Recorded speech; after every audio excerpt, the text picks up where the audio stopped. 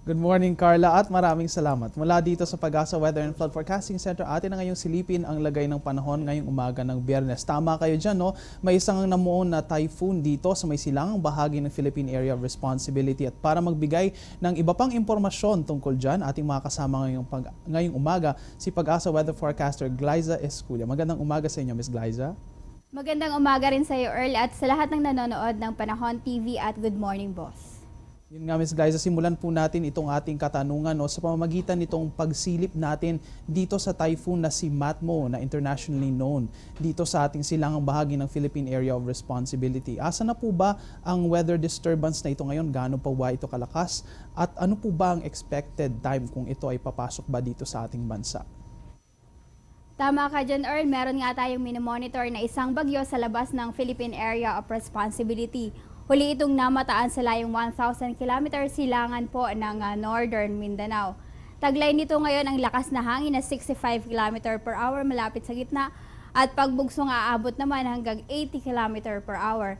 Dahan-dahan nitong kumikilos pahilaga-hilagang kanluran at dahil nga napakabagal nito, inaasahan na sa pagitan pa ng mamayang gabi hanggang bukas makakapasok ito ng Philippine Area of Responsibility.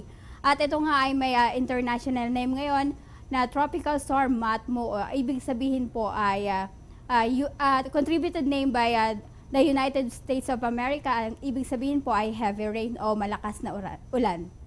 Mga kaibigan, itong ang ating typhoon dito sa may silangang bahagi ng Philippine Area of Responsibility na ngayon ay nasa labas pa ng bansa ay pinangalanan nga internationally na Matmo, na ang ibig sabihin ay heavy rains. At ito ngayon ay nananatili pang stationary sa position nito sa labas sa eastern part ng Northern Mindanao at mabagal nga ang paggalaw nito. Atin ngayong alamin, Ms. Glyza, kung ano nga po ba ang magiging paggalaw nitong bagyong ito at inaasahan ba natin na maaari pa itong lumakas sa susunod na mga oras? Ang paggalaw nito, gaya nga ng aking nabanggit, ay napakabagal sa hilaga-hilagang kunluran at inaasahang makakapasok nga ito bukas pa ng umaga. Posible pa rin po ang intensification since nasa body of water po ito o nasa dagat. Ang temperatura po ng dagat ngayon ay more than 26 degrees Celsius, so favorable po for intensification ng isang bagyo. Mga kaibigan, dahil nga nananatiling mainit ang sea conditions dito sa may karagatang Pasipiko, ay maaari pang lumakas itong bagyong si Matmo dito sa may labas ng Philippine Area of Responsibility. At nagpapatuloy nga ito sa paggalaw nito pahilagang kanluran at sa ngayon ay hindi pa naman nakikita na maaari itong tumama ng kalupaan dito sa Pilipinas. Bagamat mananatili po tayong nakaantabay tungkol dito sa weather disturbance na ito at magbibigay naman ng updates ang Pag-asa kung mayroon tayong latest development ayon dito sa development nitong tropical storm na ating binabantayan ngayong araw na ito. Ms. Glyza, maiba naman po tayo, Ngayon nga ay umuulan pa rin dito sa Metro Manila at sa ilang bahagi dito sa may kanlurang bahagi ng Pilipinas kahit na wala na ang bagyong Glenda. Ano po ba ang mga nagdudulot ng pag-ulan na ito? Inaasahan pa rin po nga natin ang mga pag-ulan dito sa kanlurang bahagi ng ating bansa, kasama po dyan ang Metro Manila. Pero dahil po yan sa napag-iba yung habagat naman ng bagyong Glenda. Pero for sure po pag palayo na ng palayo ang bagyong Glenda ay unti-unti na ring hihina ang epekto ng habagat dito sa kanlurang bahagi ng bansa at kasama po dyan ang Metro Manila. Kaya asahan na po ang mas magandang panahon sa kinabukasan. Mga kaibigan, itong ang mga pag-ulan na ito, gaya ng nilinaw ni Ms. Glyza ng Pag-asa, ay hindi dulot sa bagyong Glenda, kundi dulot ito ng hanging habagat na siyang tinutulungan ng bagyong Glenda na pumasok dito sa ating bansa. Bagamat itong si Glenda ay nakalabas na ng Philippine Area of Responsibility, hinahatak pa rin ito ang hanging habagat papasok dito sa may kanlurang bahagi ng Pilipinas na siya namang nakakaranas ng dagliang pag-ulan. At itong ang mga pag-ulan na ito ay maaaring magpabalik-balik ngayong araw o di kaya ay magtagal ng buong araw sa mga ilang lugar. Sa paglabas ni Glenda o sa pagpapatuloy nitong paggalaw sa pahilagang kanluran, inaasahan din na itong southwest monsoon o ang hanging habagat ay gagalaw rin palabas ng bansa at siyang hindi na rin magbibigay ng pag-ulan dito sa Pilipinas.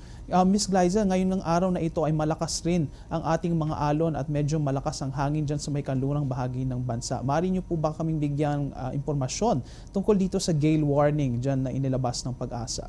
Tama po, meron pa ring existing na gale warning dito po sa malaking bahagi ng bansa o particular sa western seaboard po ng Luzon.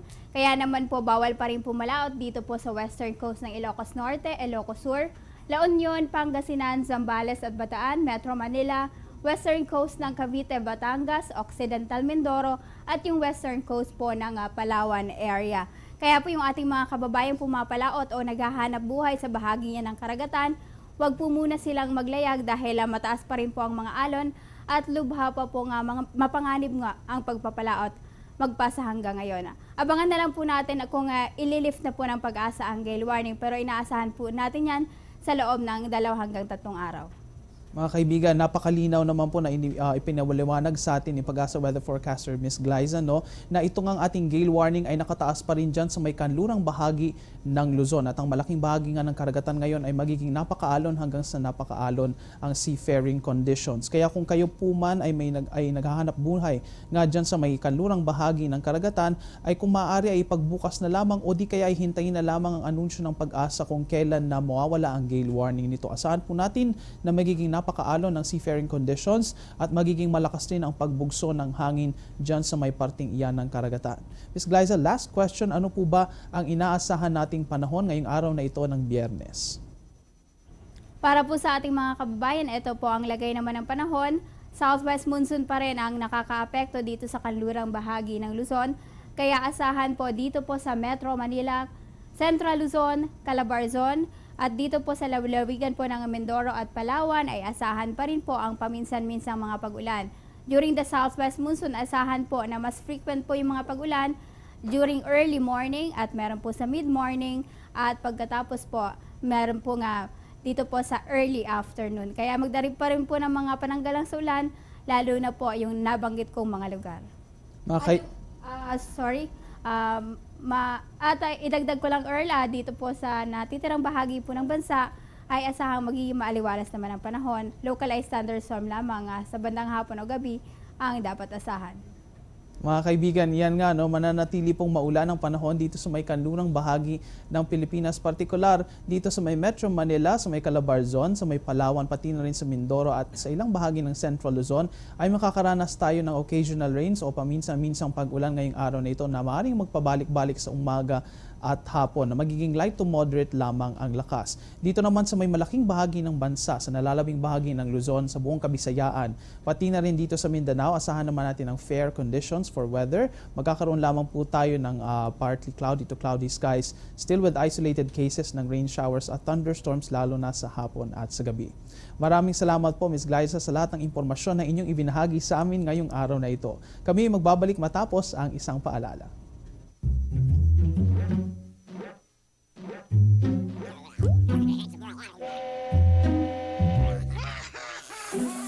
Worried kung nasaan ang package mo? Sa Air 21, worry-free! May real-time SMS updates kaya alam mong status ng padala mo every step of the way. Why worry? Pwede namang worry-free. Sa Air 21, sagot ko, padala mo! At yan ang latest mula dito sa Pag-asa Weather and Flood Forecasting Center. Please check our social media accounts and our website para sa latest weather information. Mula dito sa Panahon TV, kung saan walang pinipiling panahon ang pagbibigay impormasyon, ako ang inyong nakasama, ang inyong weather guide, Earl Figuracion. Magandang umaga sa inyong lahat at balik sa inyo sa studio.